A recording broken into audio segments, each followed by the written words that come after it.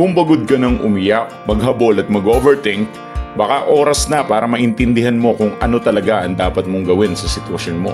I'm Coach Base, isang veteranong breakup specialist sa maraming taon na nag-aaral ng relationship psychology at nagbibigay ng specific advice based on your situation na walan, iniwan, or gustong mabawi ang ex nila after breakup.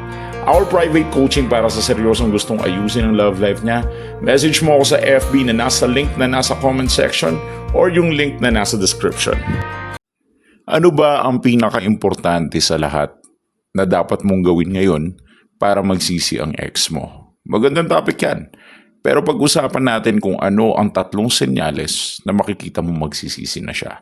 Pero sige, sagutin ko muna ang unang tanong. Ano nga ba ang dapat mong gawin para magsisi ang ex mo? Actually, napakasimple lang ng sagot. Break up. Hiwala yan. Iparanas mo yung breakup sa kanya. Ang problema kasi masyado kang needy. Masyado kang sabik sa relasyon to the point na hindi mo na namamalaya na mas kailangan mo ng pahinga kumpara sa kanya. Actually, kapag nag-break up kayo, advantage yun sa side mo para ma-realize niya kung gaano kalaki yung nawala sa kanya. At maging confident ka sa part na yun. Ang problema kasi sa'yo, wala kang confidence. Hindi ka confident sa sarili mo. Masyado mong minamaliit yung sarili mo. Kaya paano magsisisi ang ex mo kung ikaw mismo mababatingin mo sa sarili mo? Let us imagine this. Kung ikaw mismo ang ex mo, magsisisi ka ba na hiniwalayan mo ang sarili mo? 'Di ba?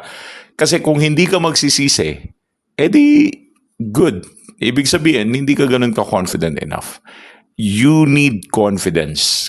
Whether I will say it or not, please wear your confidence. Isuot mo ang sandata.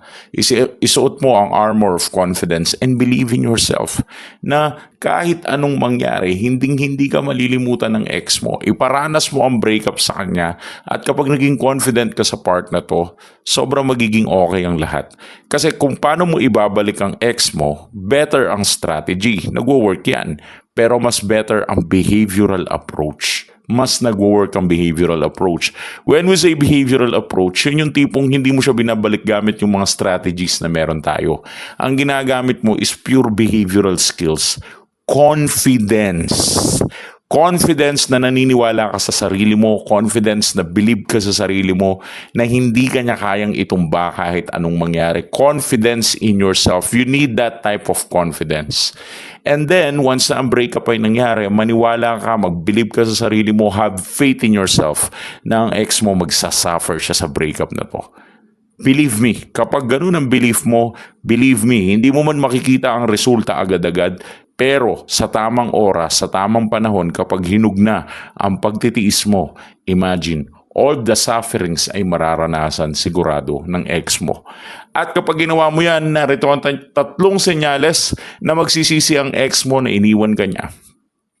At syempre, hindi naman porket nagparamdam, nag-view at nag-message siya, automatic, gusto ka na niyang balikan.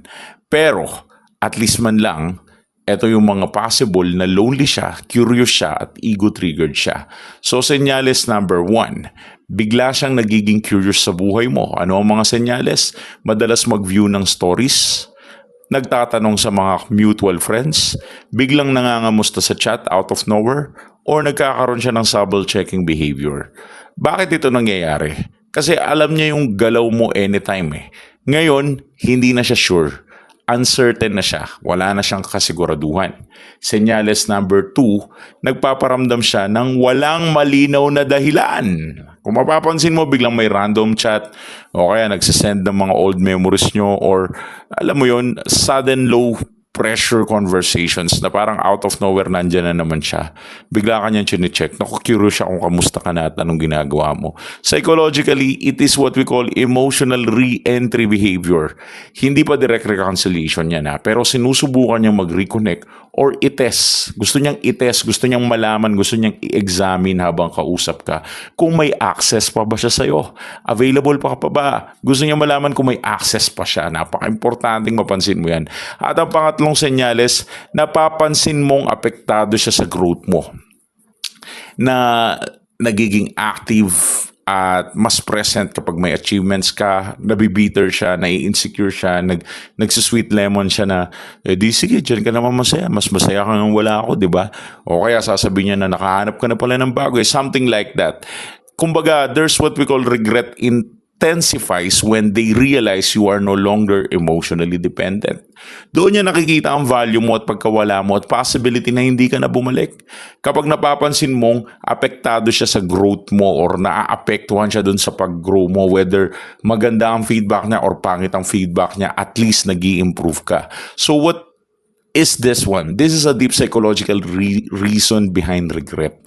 Kaya most of exes, hindi sila nagre-regret agad-agad after breakup dahil nare-relieve sila sa ego nila at marami pang distraction.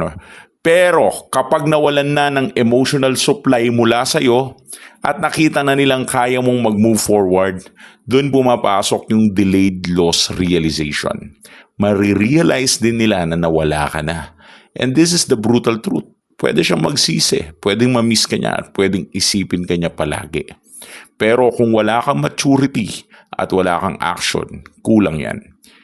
Emotion lang yan hindi yan transformation. Kailangan mo ng kahit papanong transformation. At least man lang nagbago yung style mo sa buhay or sa life. At ang pinakamalupit na improvement sa lahat is yung wala kang paki sa kanya. Yun yung pinaka-the best na improvement. So, ang final verdict ko dito, ang tunay na pagsisisi is kapag, syempre, hindi lang siya yung pag-message, pag-review o pangangamusta. Makikita mo ito kapag meron ng consistent effort, clarity at willingness siyang ayusin ang nasira. Dadalhin natin yan sa ganyang punto, basta dalhin mo muna ang punto sa sarili mo na confident ka dapat sa sarili mo. Yun yung first step natin. At kung kaya mo maging confident, well, that's good. But if you want more strategies, i-PM mo ako sa aming Facebook page for private coaching dahil may mga bagay na hindi fitted sa sitwasyon mo na advice at baka mas kailangan mo ng coaching session. So, i-PM mo kami, nandyan yung link sa mismong comment section sa Facebook namin. Thanks for watching.